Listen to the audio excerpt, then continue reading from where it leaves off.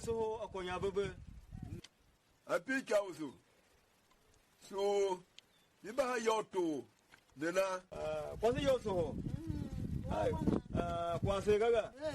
Mwesi. Kai, so. Namba nina. Kai, si wesa ando kwaza yoga.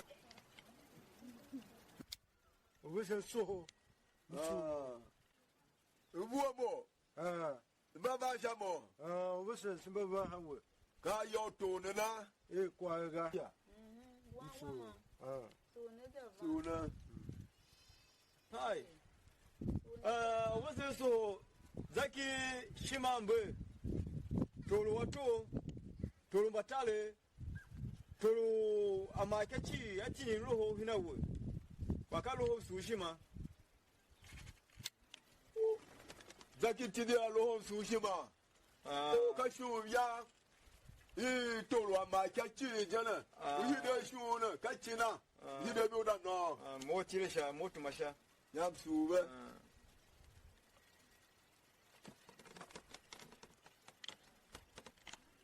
Wesa so. To chili se baka ya. Wo yi wan wo. O ka gba yi, bamba yi ni ka na nga. Na pe wo nyo wo zahanana.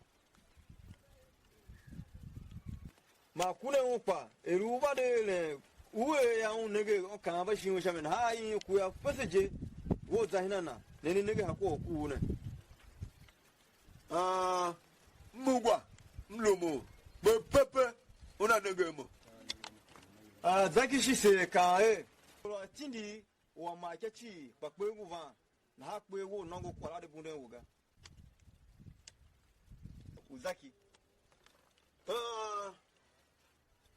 Modina ha matoro amacha awubu mo na ha ya mo pa do ma pe tutu mulu haya uzaki tora macha azaya ni de shuru mo pa suna chi suna ka shu yama na jena wandagi wasi yo so honya bebe Ondo ma kya suru shi ma sai da hiza hayan wafa Wan. Oh, la te pa shima yo mo shimi. Nso pe shi onda hema no hiden yema. Ni da suto. Ondo makia Surushima. mugwa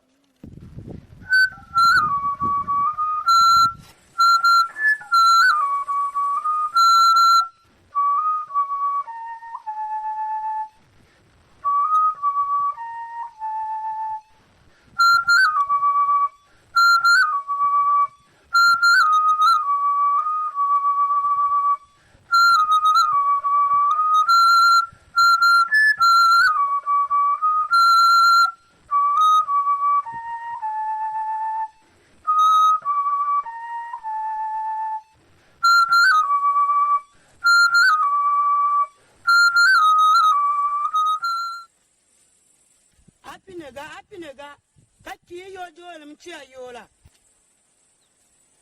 Do yamo tawe. apinega mi yila tawe Zambo. zibana mawa yoga de bana mawa yoga Zambo. Yamo hiki mama. Udowa. Inola mamu nya hatwana hala. kana ludo wo wemfoga Alumbe wana una doga ngide miye. yenga ungu manyi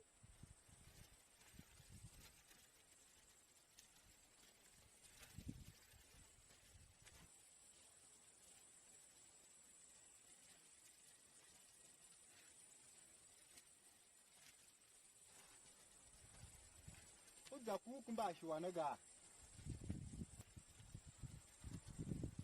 kaza kukumba shwa esa shika mokpe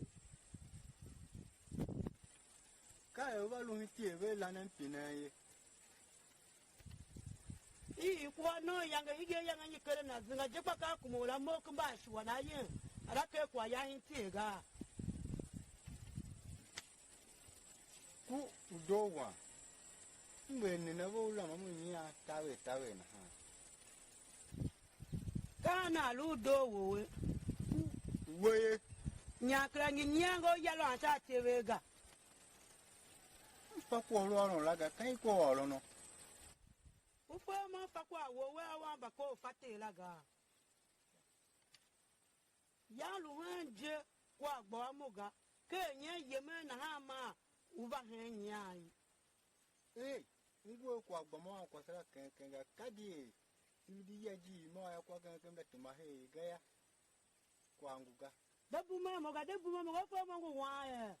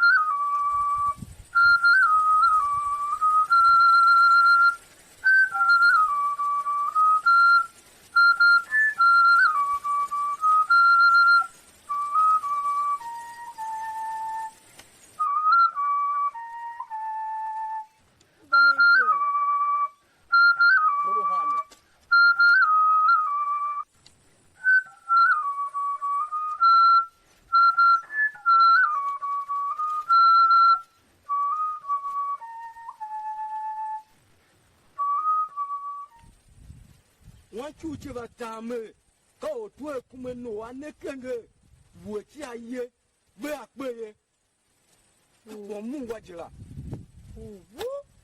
mo je me kwa ne kachi ayanga tate ma wa kwa se gamapuru na hani ka e toru besengu ba kuna batuma ba tola na mso me muda pase be fa ilu wuchi otwe kumeno anekenge ayabe akpeya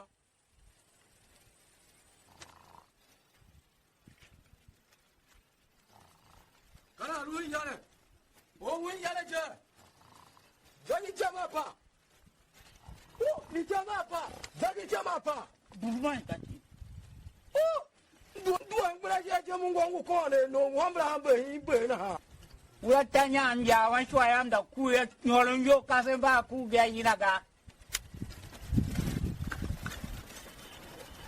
wa wangu ga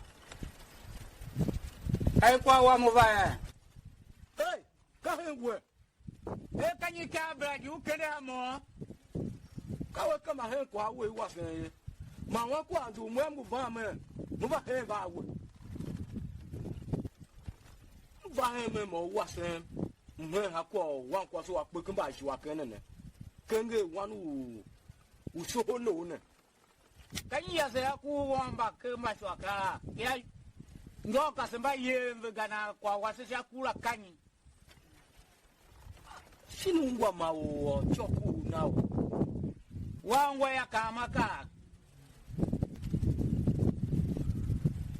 u fango ya ne ga Zahide na. e zahide ga e ngo hile Wazano mo hida valuhe na.